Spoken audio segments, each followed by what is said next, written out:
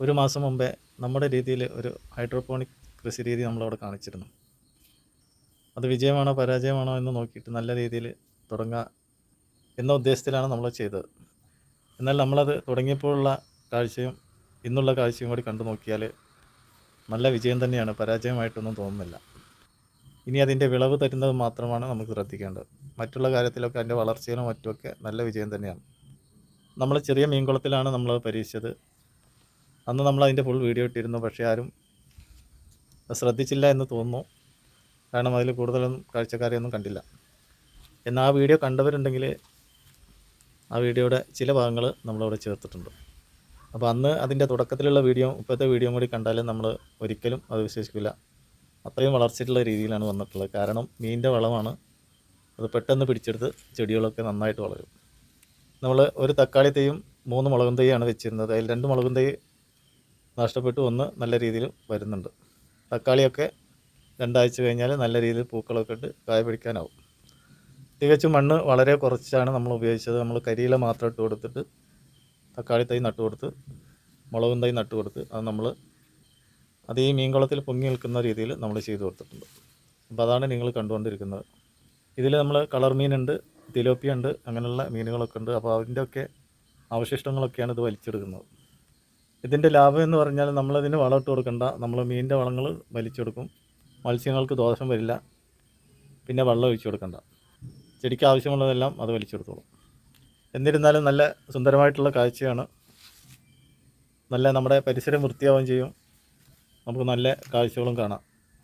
പിന്നെ വിഷരഹിതമായിട്ടുള്ള പച്ചക്കറികളും നമുക്ക് ലഭിക്കും.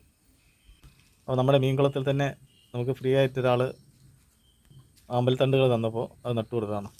നല്ല രീതിയിൽ പൂക്കൾ കിട്ടുന്നുണ്ട്. ഇങ്ങോട്ട് വരുമ്പോൾ ഒരു മനോഹരമായിട്ടുള്ള കാഴ്ച തന്നെയാണ്. പിന്നെ ഇവിടെ തക്കാളി, പച്ചമുളക്, വഴുതന അങ്ങനെയുള്ളതൊക്കെ നമ്മൾ നട്ടുപിടിച്ചിട്ടുണ്ട്. എന്താണെന്ന് വെച്ചാൽ വലിയ മീൻകുളത്തിലുള്ള വള്ളങ്ങളൊക്കെ ഇവിടേക്കാണ് ഒഴുകി വരുന്നത്.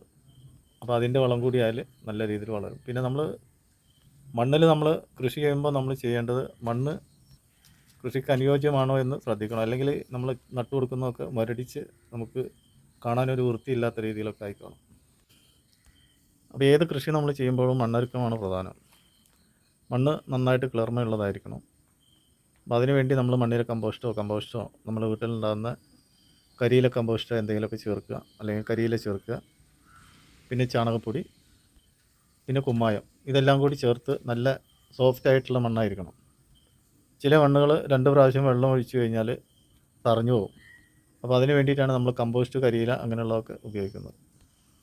എങ്കിൽ മാത്രമാണ് നമ്മൾ ഉദ്ദേശമായൊക്കെ നല്ല രീതിയിൽ ചെടികൾ വളരുള്ളൂ. ചെടികൾ വളർന്നു കഴിഞ്ഞാൽ പിന്നെ അതിൽ നിന്ന് നമുക്ക് ഫലങ്ങൾ കിട്ടുള്ളൂ.